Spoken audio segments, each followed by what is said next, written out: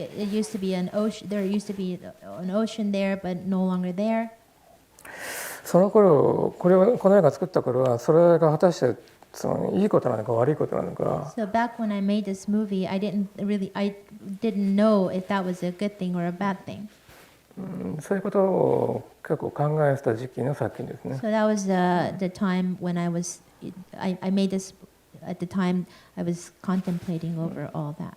Going back a little bit, my experience with anime is probably a little bit different than some others. So, I mean, I was growing up in the 90s, which is when I was really kind of starting to get into anime, and I didn't really know about like anime clubs and fan subs and tape trading and things like that at the time. So my only real experience with anime was like just going to the video stores and like Blockbuster Video and just kind of checking out what was on the shelves and renting whatever was available. And yeah, eventually in college I rented the tape of Ghost in the Shell, and they only had the dubbed version there.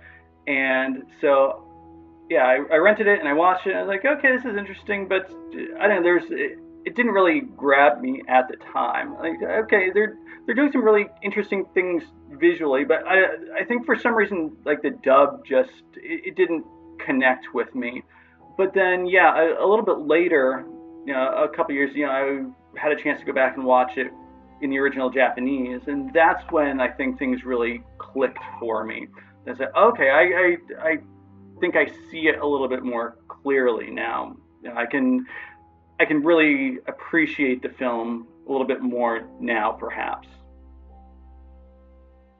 So my background is like I have a PhD in communication and culture, which that's what it's technically in, but that's kind of a fancy way of saying film and media studies, basically.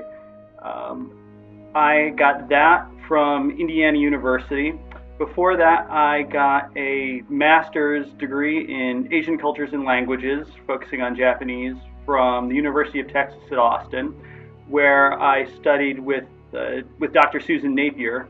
She wrote a book in, I think, 2000 that was on Japanese animation that really kind of set the stage for a lot of the kind of scholarly stuff that's come out since then.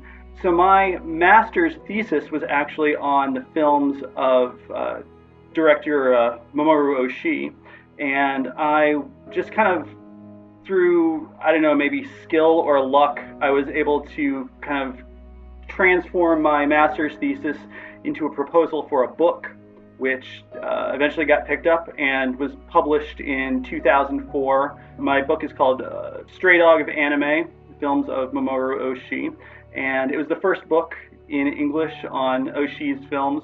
So I tackle a lot of his films, not every single one of them, but that came out in 2004, right before, like a little bit before Ghost in the Shell Innocence came out. A couple of years ago, I was able to put out a second edition of that book where I added on to it basically. So I put the films, including Innocence and the ones that came after that as well.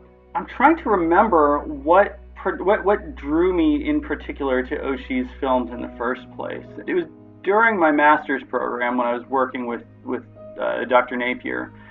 I think I just saw something in one of Oshii's films that just really kind of caught my eye, and because I had, particularly like Ghost in the Shell and things like Angel's Egg and things like that, because one of my backgrounds was in religions and Japanese religions and kind of cross-cultural religious comparisons and things like that. And there was just something about Oshii's films that caught my eye in that regard. So it seemed like he was doing some really interesting things with like myth and religion, and that's actually what my master's thesis focused on, was his use of religion and religious symbolism in some of his science fiction films. So I think it was really that really kind of caught my eye, and then I kind of followed him through some of his other films that don't have quite so much religious symbolism, perhaps.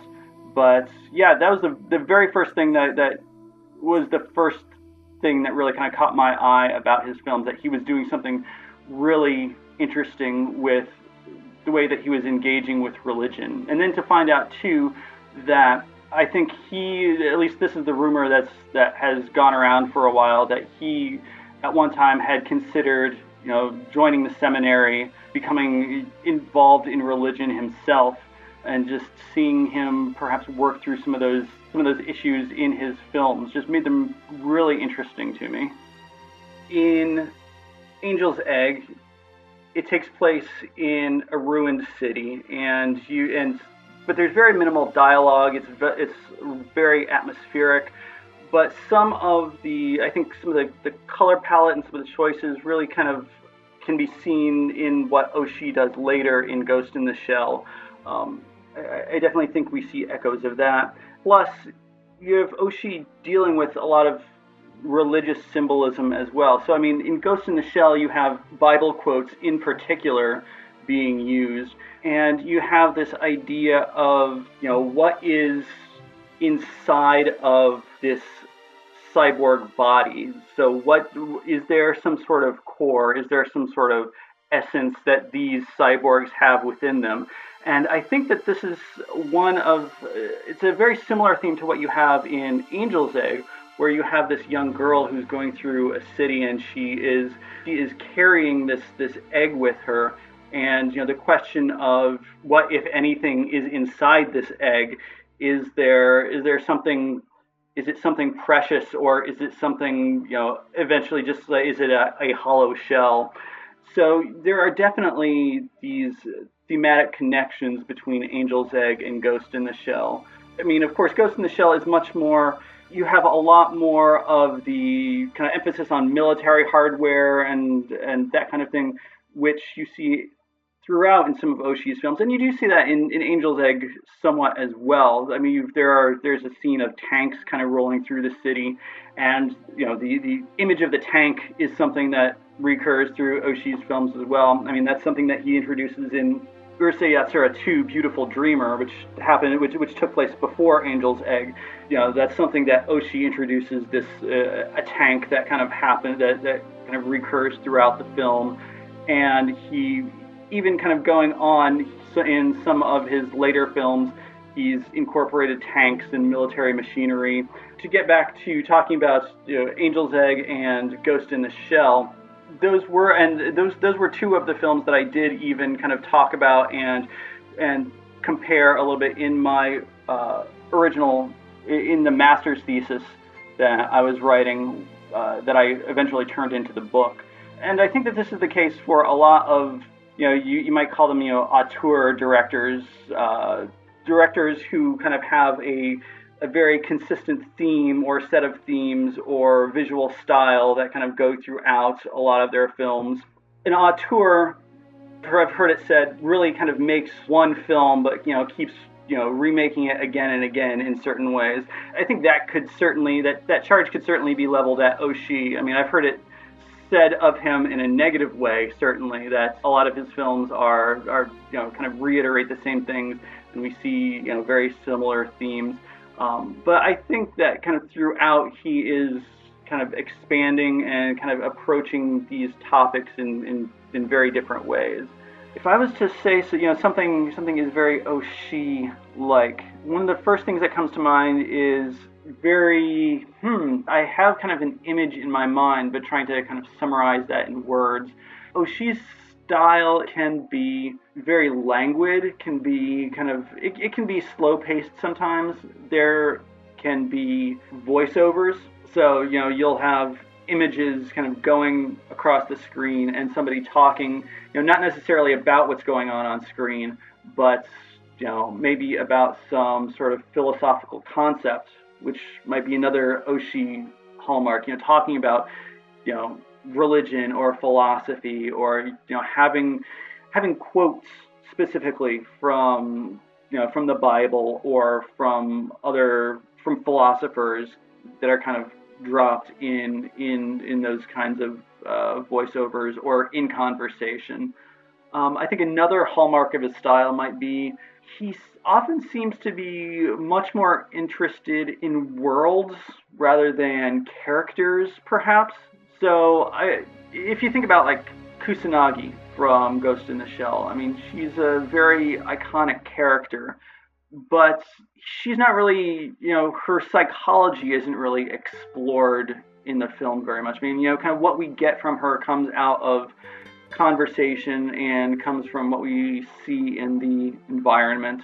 And I don't think it's necessarily so much that Oshii can't do character, but that he's not particularly interested in character. I mean, I think he's much more interested in kind of constructing a world to show the audience and discussing some philosophical themes and things like that are going on in the world, rather than having very specific kind of character studies. But Oshii doesn't really work in what you might call the stereotypical anime style, which I don't want to necessarily kind of theorize or put reasons on anything, but it's been a while since Oshii has done a full-length animated film. I mean, I think Skycrawlers came out, I believe, in 2008. So I mean, it's been almost, it's getting close to 10 years since Oshii's done a full-length anime film. He's been doing much more in the way of live action recently. I would have to say that I'm really interested in what Oshii is going to be doing next. One of the reasons why I really like Oshii and when I find him fascinating as a director is because he's done so many different things. So not only has he directed films and television shows, but he's also written novels, he's written manga, he's directed live action films, he's directed a stage play, actually, based on Tetsujin, based on Gigantor, that ran, I don't remember how long ago. So he's done theatrical work. He is going to be doing these shorts, these animated shorts for Toonami coming up. He has done he's worked on kind of like a visual novel. He's done a whole bunch of different things, which is one of the reasons why I find him very interesting as a director, that he's not just a film director, that he has done video games. I didn't even mention video games. He's finds a lot of inspiration, and at least he has in the past, a lot of inspiration and influence in video games.